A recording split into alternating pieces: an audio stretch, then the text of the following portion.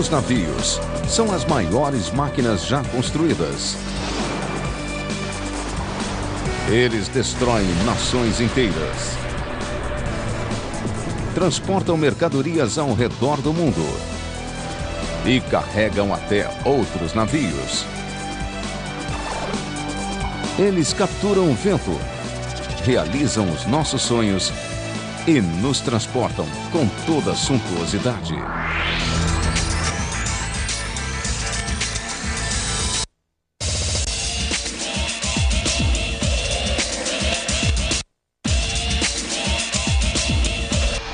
Grandes navios, supermáquinas, poder e glória.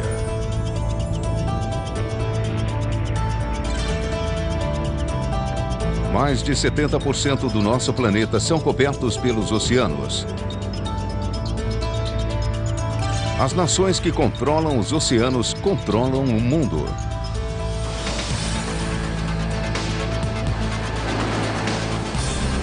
Hoje em dia, construímos navios de guerra poderosos como o USS Mitchell para patrulhar os mares e manter a paz. Eles defendem os porta-aviões, eles protegem comboios, eles podem atacar alvos em terra e caçar submarinos. Nós construímos também navios de grande beleza que podem nos levar em jornadas nostálgicas pelo passado. Ele é absolutamente incrível. Não existe nada parecido no mundo todo. Mas os nossos esforços para conquistar os mares muitas vezes terminaram em tragédia. O maior e mais veloz navio de sua época, o Titanic, afundou matando 1.503 pessoas. Meu irmão e eu estávamos na cama e de repente ouvimos uma pancada, uma colisão. E meu pai disse: "Eu vou subir ao convés e ver o que aconteceu." Ele voltou e avisou: "Parece que o navio bateu num iceberg." Milhares de navios afundaram no mar. Mas atualmente os grandes navios de linha oceânicos são muito mais seguros. O mais luxuoso entre os transatlânticos que hoje navegam pelos mares é o Explorer of the Seas. Ele é o maior navio de cruzeiro já construído. Da proa à popa são mais de 300 metros de comprimento, o que supera a extensão somada de 3 campos de futebol. Ele é realmente o maior navio de passageiros em operação hoje, com todos os camarotes ocupados, com todos os leitos ocupados, com a lotação completa de passageiros e tripulantes. Ele comporta cerca de 5.040 pessoas. O Explorer custou $600 milhões e levou 3 anos para ser construído. Ele é a última palavra em viagem de luxo. O tombadilho de passeio tem 4 convéses de altura e a largura de uma estrada de 3 faixas. E todos os dias, os tapetes dos elevadores são trocados. O Explorer of the Seas é um navio do outro mundo. Você nem acredita que está a bordo de um navio de passageiros. É inacreditável que a bordo de um transatlântico você encontre as coisas que encontra aqui. Num navio deste tamanho, as pessoas conseguem transformar seus sonhos em realidade.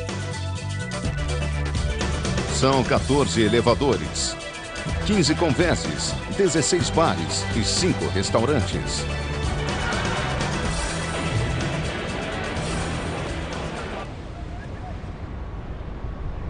Nesta viagem, o navio está zarpando de Southampton, na Inglaterra, o mesmo porto do qual o Titanic partiu em 1912. Ao contrário do navio que afundou, o Explorer of the Seas vai passar seus dias levando passageiros em férias para passear no Caribe. O capitão Olaf Nister é o responsável pelo gigantesco navio. A ponte de comando é tão ampla que ele atravessa de um lado ao outro num patinete. Esse navio é o maior e mais complexo que ele já comandou. É uma grande responsabilidade, eu tenho que admitir. Principalmente porque você sente que quanto maior o navio, maior é a responsabilidade. São mais pessoas, mais equipamento, a carga de trabalho é muito maior. Acho que precisamos de uns 12. Apesar do tamanho, o navio é surpreendentemente fácil de manobrar. 6 propulsores de proa e popa mudam a direção desse monstro de 50 mil toneladas com extrema facilidade. E eles também funcionam como âncoras para manter o navio imóvel.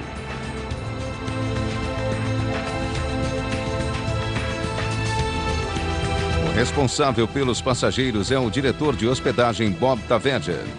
Imagine que temos 1.557 camarotes a bordo.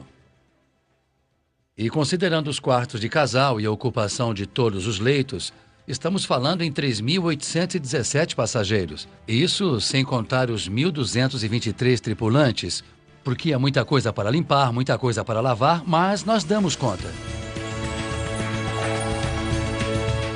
A suntuosa suíte real tem um piano de meia cauda e um banheiro revestido de mármore italiano. Esse é o navio mais luxuoso em que Bob Taveja já trabalhou. Toda manhã, quando eu levanto e desço, eu penso, é um lugar fantástico para se trabalhar. E eu acho que o que realmente me deixa muito feliz, sempre que gente nova vem a bordo, é que as pessoas refletem as mesmas experiências, as mesmas sensações que eu. E tudo isso é o que realmente me deixa empolgado. A ideia dos transatlânticos de luxo existe há mais de 100 anos. Antes da era do avião, os transatlânticos eram o único meio de se atravessar os oceanos. Navios como Lusitânia eram a síntese do que havia de melhor nesse meio de transporte. Os passageiros ricos tinham que passar dias no mar e queriam luxo.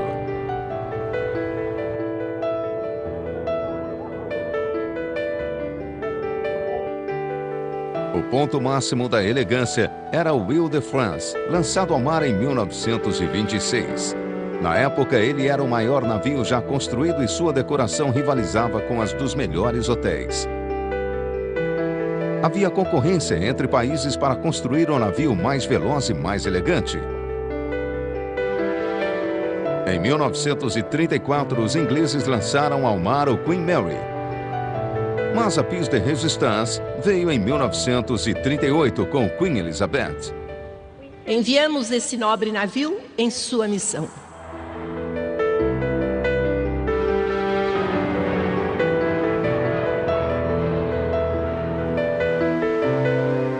Contudo, a era dos grandes transatlânticos estava chegando ao fim. Tornava-se cada vez mais fácil atravessar o Atlântico pelo ar. Mas agora os navios de cruzeiro estão voltando.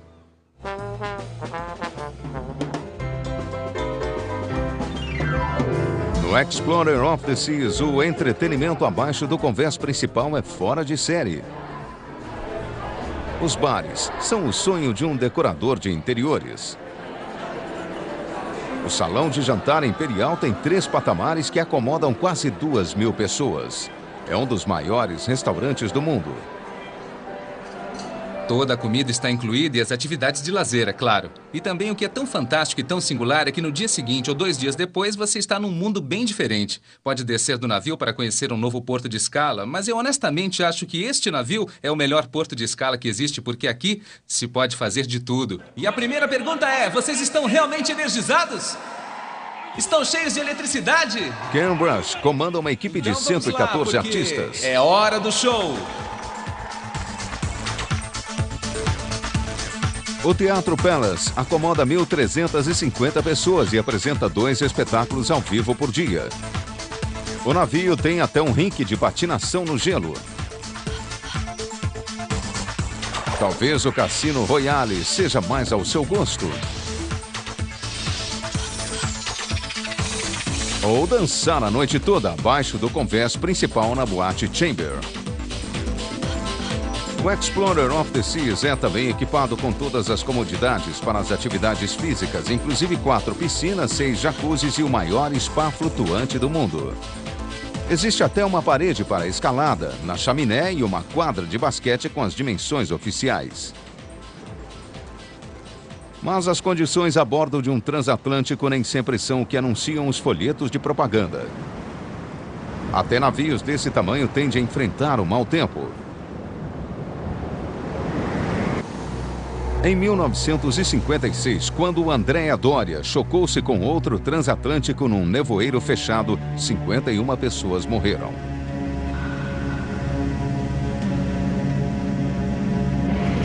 Em 1991, o Oceanus zarpou de Cape Town, na África do Sul, e penetrou numa violenta tempestade. A água entrou no navio que começou a emborcar. guarda costeira conseguiu retirar todos os passageiros do transatlântico que afundava antes que ele finalmente desaparecesse sob as ondas. Poderia uma tragédia semelhante acontecer com um dos modernos navios de passageiros? Sob as piores circunstâncias, isso pode acontecer com qualquer navio.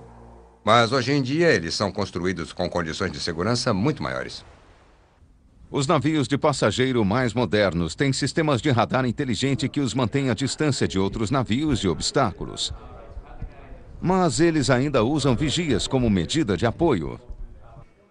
Se o impensável acontecer, os compartimentos estanques são capazes de conter a invasão da água. E a bordo, há 26 botes salva-vidas com capacidade suficiente para todos os passageiros e tripulantes. Atualmente é proibido que o equipamento de resgate tenha uma capacidade inferior ao número de passageiros, é claro.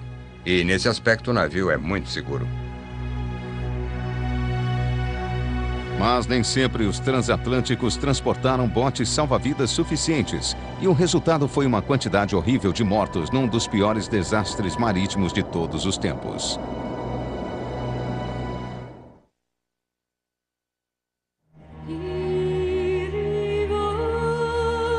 A 4 quilômetros de profundidade, no Atlântico Norte, estão os restos de um naufrágio que há quase 100 anos provoca mórbida fascinação. Ele já foi o maior navio a cruzar os mares, um símbolo da capacidade do homem de sobrepujar os elementos. E hoje não é nada além de um monte de ferro retorcido e enferrujado. É o túmulo das 1.503 pessoas que morreram com ele.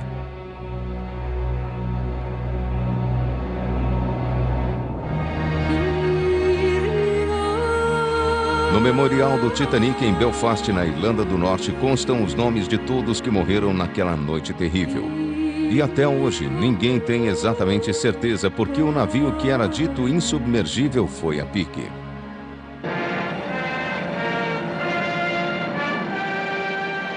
No luxuoso navio havia pessoas de muitas nacionalidades e de muitas classes sociais. Milionários, aristocratas, jovens casais em lua de mel. Homens e mulheres que... O naufrágio do Titanic tornou-se parte da nossa cultura. Um dos construtores do navio e imigrantes de toda a Europa. O Titanic foi construído em Belfast pelo estaleiro Harland & Wolff para a empresa de navegação White Star Line. Ele tinha 269 metros de comprimento e a altura de um prédio de 10 andares. Era a maior máquina construída até então. O Titanic era o máximo do glamour e refletia a riqueza recente da época eduardiana. A viagem inaugural seria de Southampton, na Inglaterra, à cidade de Nova York. O capitão Edward Smith estava sendo pressionado pelos donos do Titanic para chegar a Nova York o mais depressa possível. Apesar dos informes de que havia icebergs no trajeto, ele deu ordens para seguir em frente a todo vapor. Sua decisão de forçar a passagem através de uma banquisa a uma velocidade de mais de 20 nós seria fatal.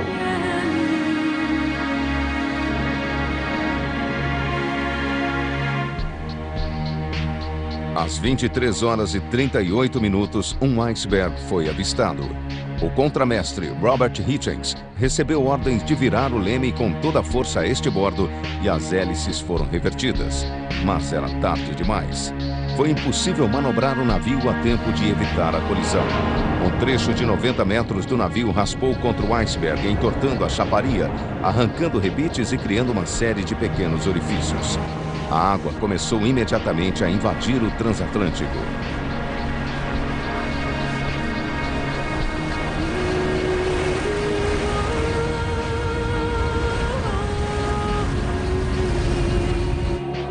David Livingstone é arquiteto naval do estaleiro Harland & Wolff e especialista no Titanic. Quando o Titanic atingiu o iceberg daquela forma, causando ruptura em 5 compartimentos, ele estava condenado. A quantidade de água que passou a entrar a bordo era de umas 25 mil toneladas por hora. E nem hoje existem navios com capacidade para bombear uma tamanha quantidade de água. Quantas pessoas estão a bordo? 2.200 ou mais. Os botes têm capacidade para... Quantas pessoas? 1.200. Quando o Titanic atingiu o iceberg naquela noite, havia 2.200 passageiros a bordo. E Melvina Dean era um deles.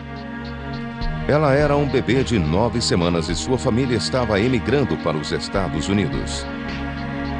O carvão estava em falta na época e não havia o suficiente no navio em que eles deveriam viajar. Por isso, a família foi transferida para o Titanic. Como era a viagem inaugural e era um navio tão importante, o carvão foi para o Titanic. O meu pai, é claro, ficou encantado e a minha mãe também. E lá fomos nós no Titanic. Melvina não se lembra porque era muito nova, mas sua mãe lhe contou o que aconteceu naquela noite trágica. Meu irmão e eu estávamos na cama e meus pais de repente ouviram uma pancada, uma colisão, e o meu pai disse: eu vou subir ao convés e ver o que aconteceu. Ele voltou e avisou: parece que o navio bateu num iceberg. Tire as crianças da cama e suba o mais depressa possível para o convés. A família conseguiu chegar aos botes salva-vidas. Minha mãe se despediu do meu pai e ele disse: eu vejo vocês mais tarde. E ela subiu no bote número 13. Eu era tão pequena que eles não conseguiam me segurar, então me colocaram num saco e me puseram no bote número 13. E depois que a minha mãe já estava no bote, ela viu que estava comigo, mas não com meu irmão. Uma hora depois que o Titanic afundou, um navio inglês, o Carpathia, recolheu 705 sobreviventes que estavam nos botes, inclusive Melvina Dean.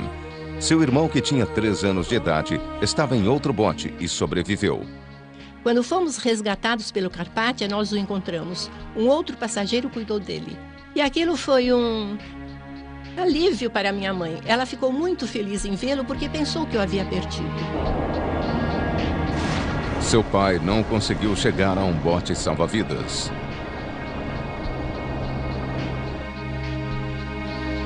Meu pai naufragou com um navio e nunca foi encontrado. Seu corpo nunca foi encontrado. Meu pai foi rápido e perspicaz, e foi isso que nos salvou. Muita gente acreditou que o navio não iria afundar, que ele era insubmergível. E não se apressaram, não se preocuparam, o navio não ia afundar. E eu acho que, em parte, nós nos salvamos por isso. Muitos passageiros da terceira classe não se salvaram. 2 horas e meia depois de bater no iceberg, o Titanic finalmente mergulhou no fundo do mar, onde ficou sem ser perturbado até 1985.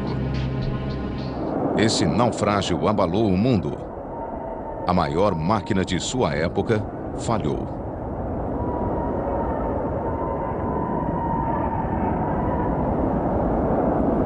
Mas agora, ele está prestes a renascer para finalmente completar sua viagem original a Nova York.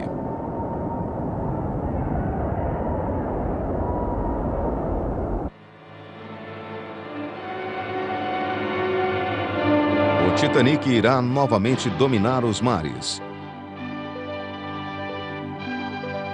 Um consórcio de empresas está construindo o Titanic 2. Uma equipe de projetistas foi montada para criar um navio mais majestoso de todos os tempos. Eu acho que podemos ir em frente com alguns deles e começar com alguns dos desenhos originais dos tapetes que eu acabei de encontrar. Eu acho que é importante reproduzir algumas destas coisas. Embora não seja um design para o século XXI, podemos oferecer um camarote muito contemporâneo, que seja bem high-tech em termos de equipamento, e podemos também oferecer o extremo oposto, um camarote virtualmente eduardiano. Um dos membros da equipe que está dedicando seus esforços para manter vivo o sonho do Titanic é Mark Blackburn. Em termos simples, o Titanic 2 será um navio muito mais sofisticado do que o primeiro. O Titanic foi o navio mais sofisticado e elegante de sua época. Mas nós vamos partir daí, vamos brincar com essa ideia e construir em cima dela para criar um navio muito mais sofisticado. Quando as pessoas entrarem nesse navio, elas vão sentir que estão subindo a bordo do Titanic, um transatlântico clássico da época eduardiana. Ele vai ser inspirado no passado, mas criado para operar no mercado do futuro. A aparência será a mesma, mas o novo navio terá 60 metros a mais de comprimento do que o Titanic original e será muito mais seguro. Ele vai ter um desenho diferente para o casco e para os compartimentos estanques que servem para estabilizar o navio no caso de avaria. De forma que, se ele for atingido por acidente, nós temos certeza de que continuará sendo seguro e de que não haverá risco para os passageiros. A equipe está decidida a fazer do Titanic 2 uma réplica tão fiel quanto possível. O Titanic tem alguma coisa que sempre mexe com a imaginação. Ele mexeu com a imaginação quando foi construído e quando zarpou, e continua fascinando as pessoas. Porque nós não estamos simplesmente construindo um outro navio e batizando de Titanic. Estamos recriando o Titanic. Tudo o que nós fazemos neste projeto tem no âmago o espírito do primeiro e das pessoas que o construíram, que dedicaram a sua vida à construção daquele navio. E esperamos que esse seja um monumento à altura daquelas pessoas. A nostalgia está de novo em moda. Esse navio de luxo também foi inspirado numa embarcação que afundou.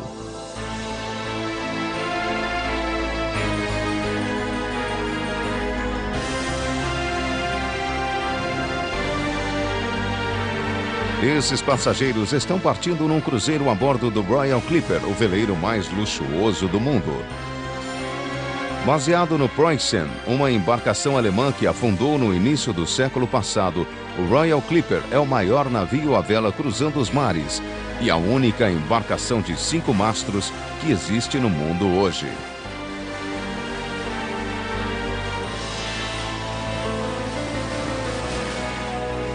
Um dos seus primeiros passageiros foi o especialista em navios à vela Bernard Barden. Eu acho que este é um dos navios mais fantásticos de todos os tempos. Ele é realmente o barco de um navegador. Há décadas que não se faz um navio assim. O cavalheiro que construiu este navio é um amante dos navios à vela. E ele tem a minha admiração, porque eu também adoro navios à vela. E esta é a minha oportunidade de navegar novamente num navio desses. Eu nunca pensei que teria esta experiência. É maravilhoso, é extraordinário, é lindo.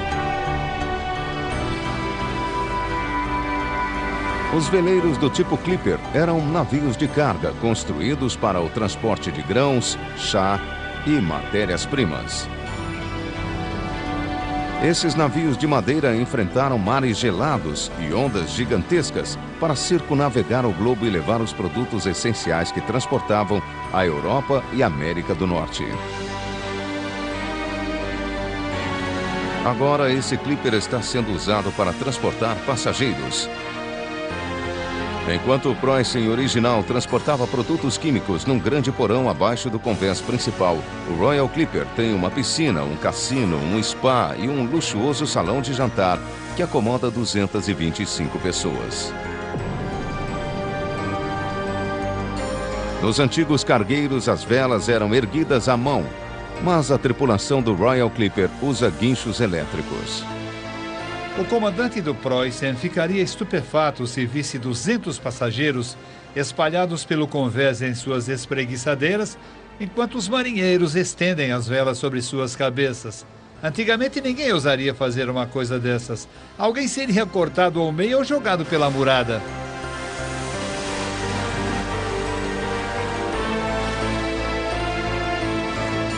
O Royal Clipper tem mais de 120 metros de comprimento. São 42 velas com uma área total de mais de 5.200 metros quadrados. Com todas as velas abertas, ele chega a uma velocidade máxima de 17 nós. É uma oportunidade absolutamente inigualável para qualquer um que goste do mar velejar num navio de 5 mastros com todas as velas ao vento. É absolutamente incrível. Não existe nada parecido no mundo.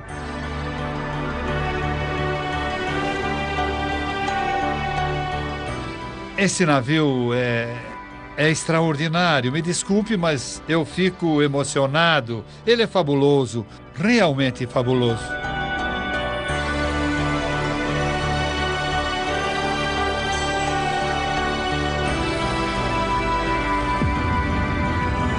O homem sempre construiu belos navios, mas construiu também navios de guerra e transformou os mares em campos de batalha.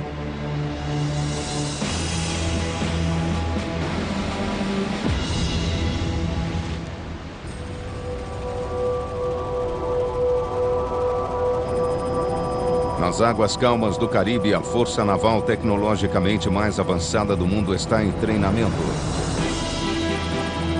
Um grupo de combate de poderosos navios de guerra está testando as armas mais modernas. O Destroyer USS Meteor é uma das máquinas de guerra mais sofisticadas do mundo. Escondidos atrás de suas portas hermeticamente fechadas e de seus compartimentos reforçados, estão armas letais e 300 marinheiros altamente treinados,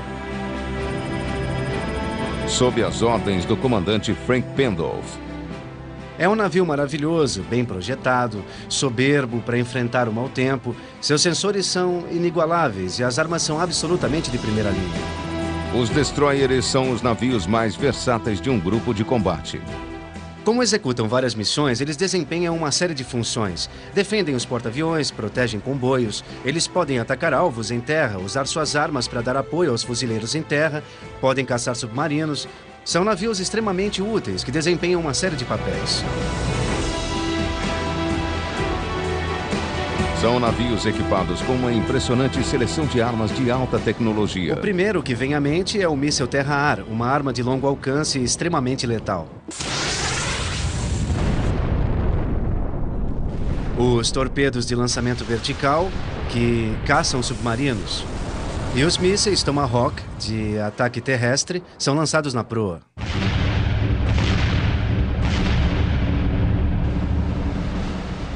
Como parte das manobras, o USS Meteor vai testar mísseis SM-2. Esses testes de mísseis são raros e atraíram uma multidão à ponte. Numa situação real de combate, se o navio estivesse pronto para lutar, a maioria dessas pessoas estaria em seus postos, espalhadas pelo navio, preparando-se para controlar as avarias, avaliando sistemas de computador, preparando refeições ou se preparando para enfrentar os possíveis danos da batalha. Durante o lançamento, ninguém pode sair ao convés. Do Centro de Informações de Combate, o Capitão Pendolph autoriza o disparo. 006, linha 16, trajetória 2003, câmbio. Com o polígono de tiro liberado, a contagem regressiva começa. Whisky, aqui é Hotel. Polígono liberado para disparo em Delta. Armas travadas. Liberado, travadas. Aerovia vermelha, armas travadas, desligo. Aguarde. 0265.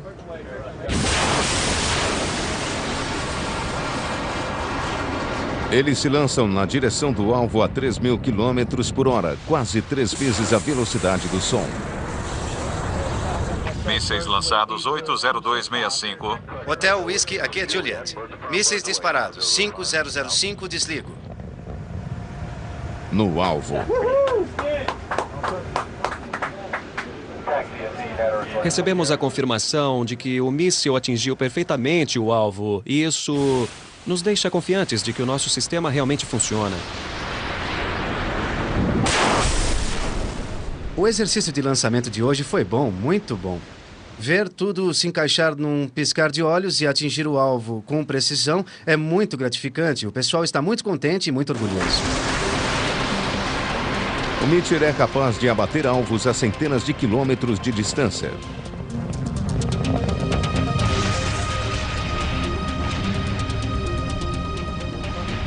Num sentido global, somos basicamente uma força de repressão. Um navio destes, ao largo da costa, onde pode estar ocorrendo algum conflito, tem um longo alcance.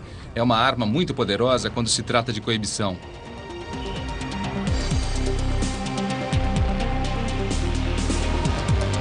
Os destroyers têm uma grande flexibilidade em termos de manobras defensivas. As máquinas geram 100.000 cavalos de força e levam a velocidade do navio de 0 a 30 nós em menos de 60 segundos. Por isso, é muito fácil manobrar e escapar de qualquer ameaça. Se estamos perseguindo um submarino e ele lança um torpedo contra o destroyer, temos a capacidade de manobrar e desviar do torpedo, evitando ter que lidar com as avarias que ele pode nos causar.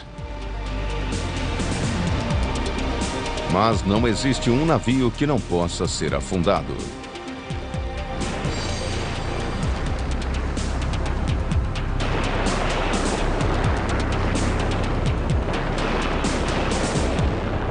Houve um navio de guerra que se imaginava que fosse indestrutível. O poderoso Bismarck, orgulho da Marinha Alemã. Lançado em 1939, ele era, na época, o navio de guerra mais poderoso já construído. A caçada ao Bismarck foi uma das mais famosas batalhas marítimas da Segunda Guerra Mundial. Nos primeiros anos da guerra, a Grã-Bretanha enfrentou sozinha o poder dos nazistas.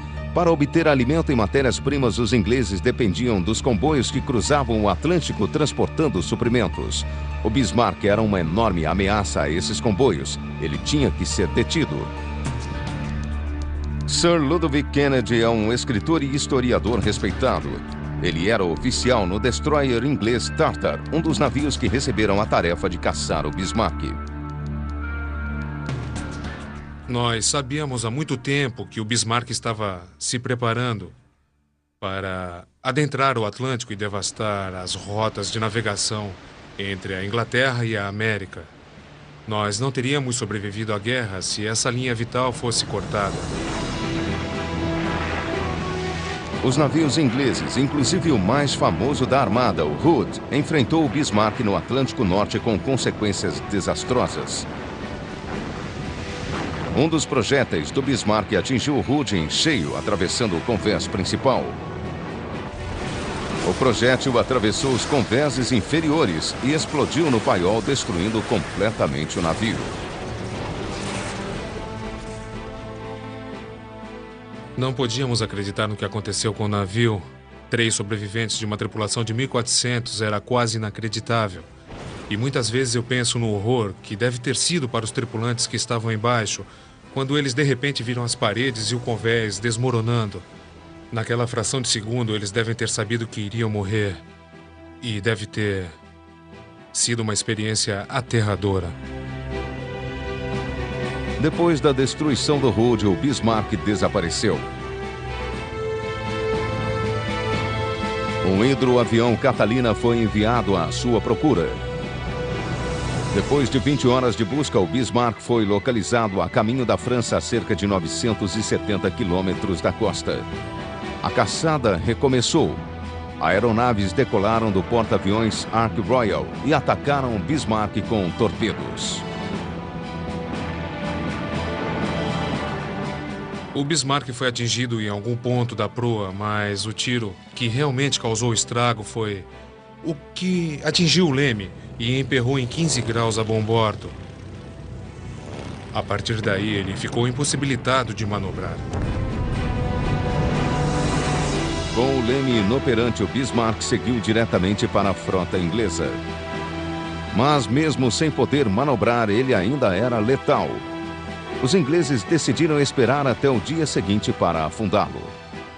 Estavam todos muito nervosos porque a artilharia do Bismarck afundou o Hood em 5 minutos e poderia fazer a mesma coisa conosco.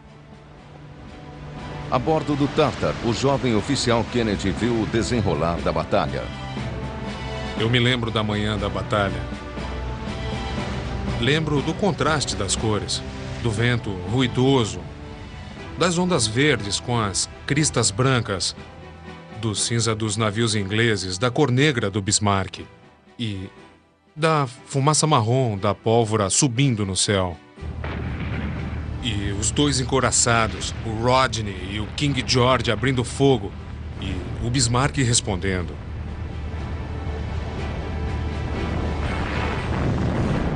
As armas dos 2 encouraçados foram aos poucos reduzindo o Bismarck a escombros. E a carnificina deve ter sido inacreditável. Aos poucos, quando a batalha foi acabando, eu comecei a ver pela primeira vez o lado humano daquela história. Uns poucos homens correndo da proa para a popa, para o castelo da popa, e se jogando ao mar para fugir do inferno das chamas a bordo. Uma coisa muito forte, uma imagem que eu nunca mais esqueci.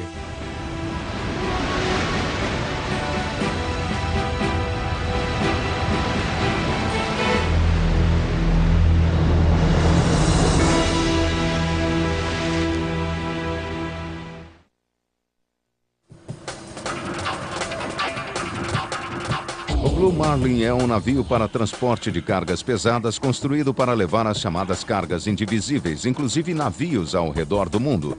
Esse navio enorme tem 217 metros de comprimento e tem que submergir o convés para receber a carga. Hoje, a Marinha precisa levar 2 caça-minas ao Golfo Pérsico, uma viagem difícil que poderia danificar os navios que valem 145 milhões de dólares. O capitão Gregon Kent está supervisionando a operação para o Comando de Transporte Marítimo Militar. O Blue Marlin é essencialmente uma série de grandes tanques de água. Ele afunda lastreando, isto é, bombeando água para dentro desses tanques. Quando os caça-minas estiverem a bordo, ele vai bombear para fora uma quantidade de água suficiente para erguer fora d'água o seu próprio peso e o deles. Para evitar qualquer possível dano aos cascos de fibra de vidro, os engenheiros montam apoios de madeira nos quais os caça-minas se apoiam. Sempre há uma certa tensão em qualquer atracação de navio. E atracar 2 navios, um ao lado do outro, é ainda mais complicado. Quando os blocos estão prontos, o Blue Marlin é levado para águas mais profundas. Ele é fundeado e, quando os tanques são abertos, começa a afundar. É um processo lento.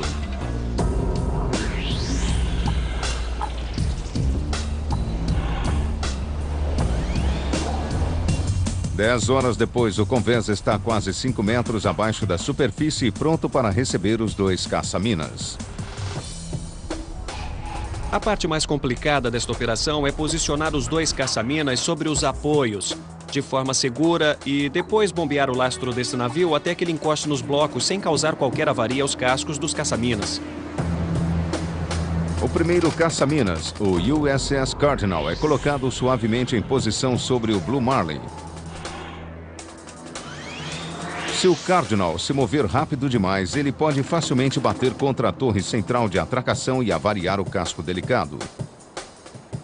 Tudo funcionou direitinho e o primeiro navio já está em posição. O segundo agora está manobrando a estibordo do Blue Marlin e daqui a pouco vamos jogar os cabos. Quando o segundo caça-minas, o USS Raven, está em posição, Blue Marlin começa a expelir água do casco para erguer o convés.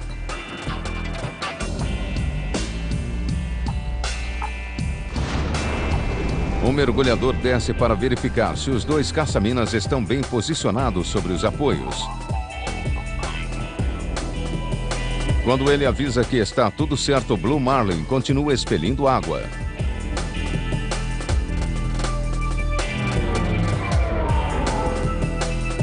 Assim que o convés emerge, o capitão Gant verifica os apoios mais uma vez. Os blocos parecem em perfeita ordem. Eles foram bem cortados. Alguns terão que ser mais chanfrados e modificados, mas o navio não sofreu nenhuma avaria e eu estou bem mais tranquilo agora do que 1 hora atrás. Em 1988, o capitão Gant foi responsável pelo primeiro carregamento de uma embarcação da Marinha num navio para cargas pesadas.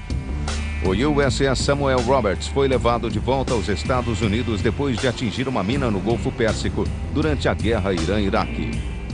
A embarcação era tão grande que, para submergir o navio transportador, tivemos que nos afastar 80 quilômetros da costa. E, por isso, a submersão foi feita em águas não protegidas. Ficamos à mercê do vento e das ondas e embarcamos o navio com muito cuidado. O USS Roberts foi transportado em segurança na viagem de 16 mil quilômetros de volta para casa para ser reparado. Navios como Blue Marlin são gigantescos e capazes de transportar cargas enormes, mas eles são minúsculos quando comparados aos maiores navios já construídos, os superpetroleiros.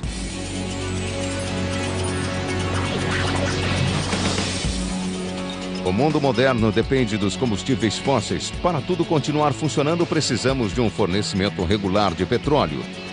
A única maneira de satisfazer nossa necessidade sempre crescente é transportar o petróleo a todos os pontos do globo nos gigantescos superpetroleiros. Roterdã, na Holanda, é um dos mais movimentados terminais de petróleo da Europa. O Opalia, um dos maiores superpetroleiros do mundo, está esperando para zarpar. Totalmente carregado, ele pesa mais de 300 mil toneladas. Ele tem 300 metros de comprimento, 60 metros de largura e 60 de altura.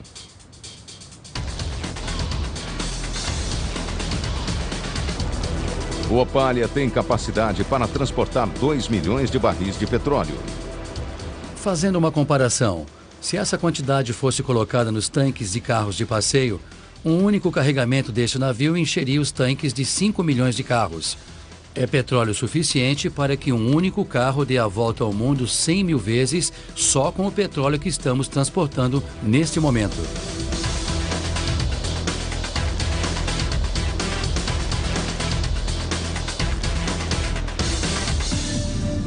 Abaixo do convés principal, os tripulantes observam de perto a carga potencialmente letal. Eles estão constantemente em alerta para o risco de incêndio. Os gases do petróleo cru são altamente inflamáveis e a menor fagulha pode desencadear um verdadeiro inferno.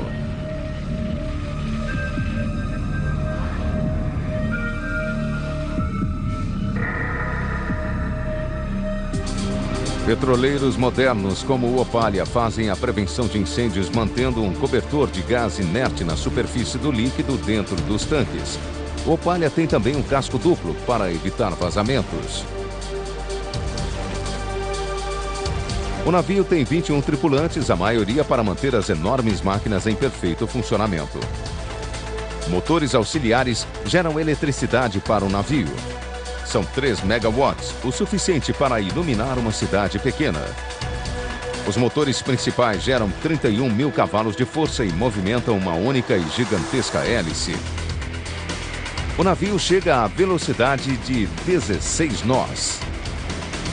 A plena velocidade, a força cinética é imensa e ele precisa de uma distância enorme para desacelerar e parar. Para chegar a uma parada total no mar, precisamos de quase 2,5 km, isto é, se o navio estiver completamente carregado.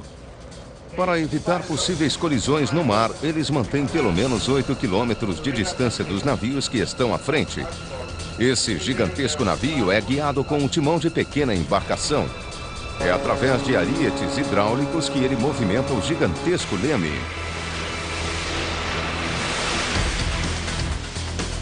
Embora o navio seja equipado com os mais modernos equipamentos eletrônicos de navegação, a tripulação também usa gráficos em papel e marcação manual da bússola.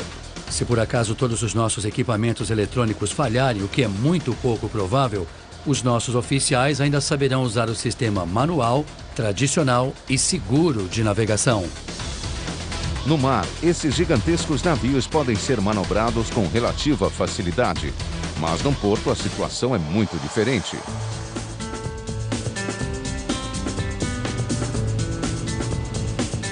Os navios de containers são a força vital do comércio mundial.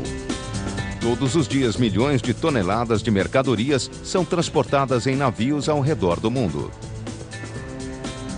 O Sovereign Maersk é um dos maiores navios de containers do mundo. Ele tem mais de 335 metros de comprimento e quase 45 metros de largura. Sua capacidade é de 6.600 containers, pesando até 14 toneladas cada um. Ele está chegando ao porto de Felixstowe, no leste da Inglaterra, para descarregar. Por causa de seu tamanho, um prático vai ao navio e assume o leme para guiá-lo pelo canal estreito até o porto. Seu comprimento é igual à altura do edifício Empire State e ele é mais largo do que uma rodovia de 6 faixas. Quando o vento sopra, o navio deriva e a maré também causa desvios. Parece que você está pilotando um vagão enorme sem freios. Os trilhos não param de se mexer. O capitão Chris Pearson exerce a profissão de prático há 19 anos. O serviço da praticagem é necessário para o conhecimento específico do local. Os mapas mostram as correntes marítimas, as boias, mas você ainda precisa ter alguém na ponte que esteja familiarizado com o local e que saiba como trabalhar com os rebocadores e ainda como é que a maré afeta um determinado ponto. Quando está a bordo, ele assume o comando total do navio. Firme em 360. 360. Eu estou manobrando contra a maré montante para que o navio suba em linha reta pelo canal onde o calado é maior. O canal em Felixstowe foi dragado especialmente para permitir que os gigantescos navios cheguem às docas.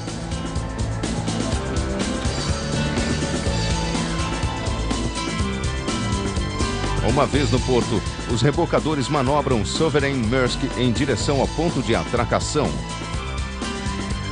Ele é um dos 8 navios de containers que vão descarregar aqui hoje. Atualmente, este é o porto do país que mais movimenta containers. São 2,5 milhões a cada ano, cerca de 85 operações de navio por dia. Por ano, cerca de 70 milhões de containers são transportados em todo o mundo.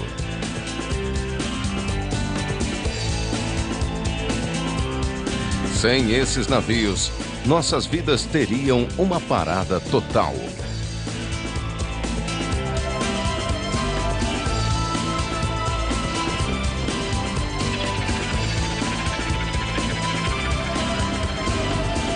Os oceanos são as estradas do planeta. Mas não podemos esquecer que mesmo os maiores e melhores navios não são páreo para a extraordinária força do mar.